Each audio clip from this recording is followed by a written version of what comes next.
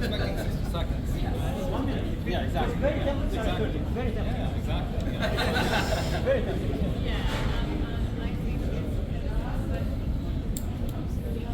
What? Anticlimactic.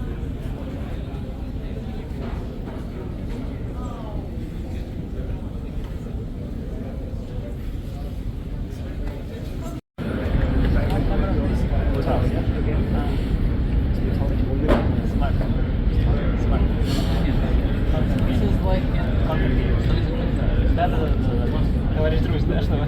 Давай. Красная карточка, да, была подсказка. Верно.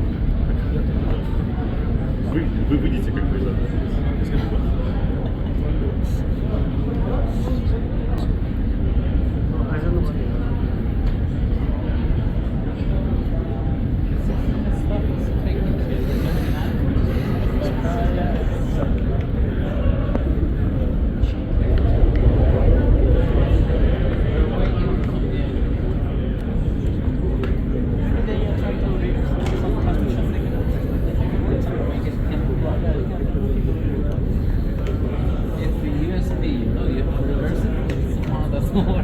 True. Both sides don't go in. But you shouldn't be reversed. You try to see like it works either way. It still doesn't fit. Like in 2 dimensions, horizontal and vertical. I like.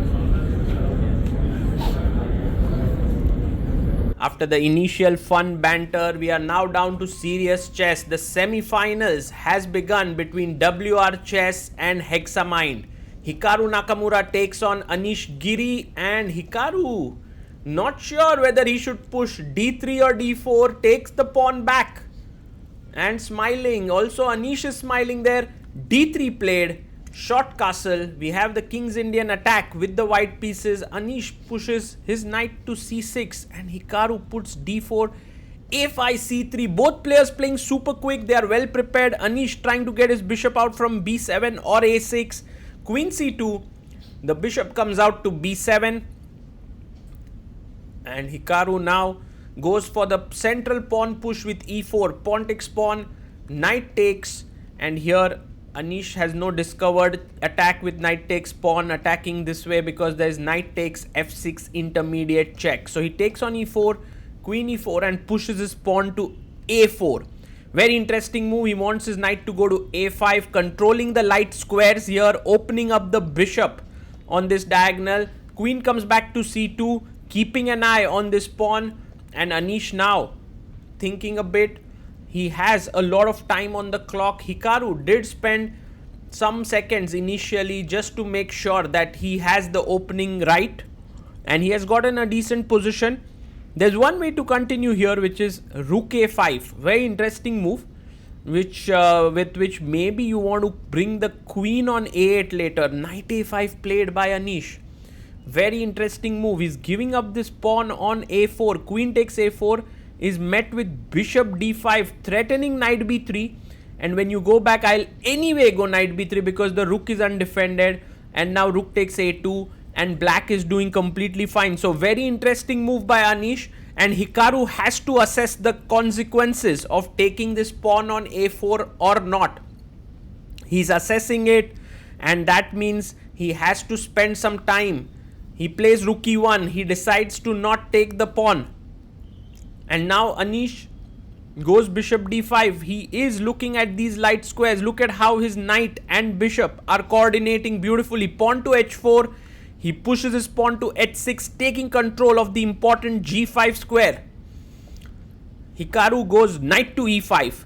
And now he's offering a trade of bishops, which Anish happily takes.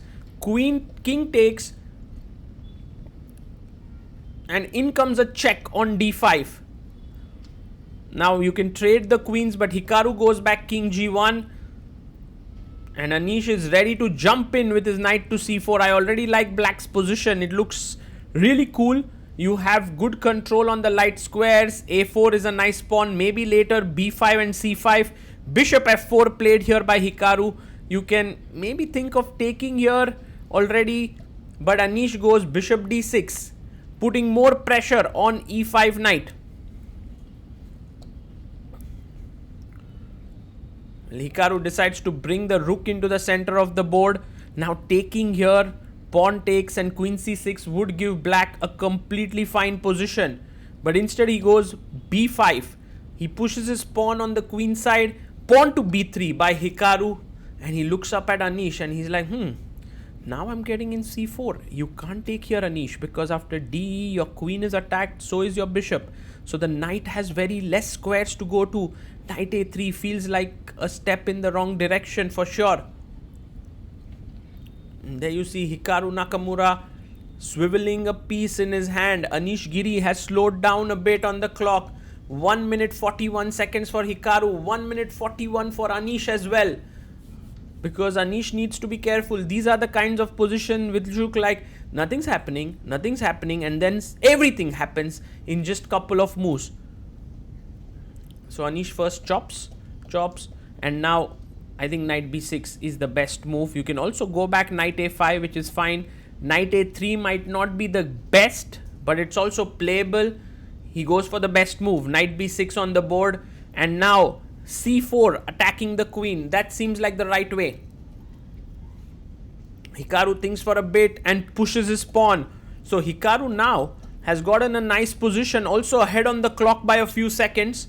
And also the queen needs to now decide, because c5 is not really a threat because I have the intermediate taking on e5. Maybe queen c6 is not a silly... Oh, sorry, queen c6 just simply drops the queen. Queen b7 doesn't seem like a silly move here. He plays it, queen b7.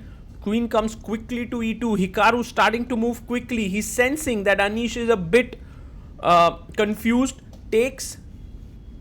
And now, do you take with the pawn or with the bishop or the queen? He takes with the bishop. And now knight d7, bishop goes back, knight jumps to f6 for Anish Giri. And Hikaru now deciding what are the next ideas here. Black is very solid. Yes, the pawn on c7 could be a bit weak, but how do you attack it? Do you go queen e5 here, trying to attack this pawn? It's possible. Queen e5 looks like a good move. But he goes rook b1, attacking the queen. Queen c6, rook comes to b5. Anish has to be careful. Rook c5 threatening rook c7 is coming in. Maybe rook d8 can be an idea. He goes rook a7, defending the pawn. Bishop comes up to e5. Knight d7, and now Hikaru he's almost going to play his bishop to f4. But look at Hikaru there. He sees something. He's not sure. He pushes the pawn, and suddenly everything sharpens up. Pawn takes, and now important for Anish to go to g6. Very important move. Only move actually. He has to play this carefully. No blunders here. Queen a6. He's not left it, but he blunders. He's spinning here, but there is an incredible move now, which is bishop takes g7. And Hikaru finds it. He chops off the pawn. And now his point is, if you take here, I'm going for a check and picking up the knight. It's as simple as that. And the king is weak. Anish has lost a pawn. Takes here, queen g4. You have to move the king because queen g6 blunder. He can check and take the rook, but Hikaru misses it. He takes on d7, which is fine, which is good enough. Queen f6 a mistake. A better move was rook f a8, trying to maybe go in there. But anyway, rook b4. He goes king h8, rook f4. Beautiful maneuver by Hikaru, getting his rook on a good square. Queen g6 played. f7 is weak.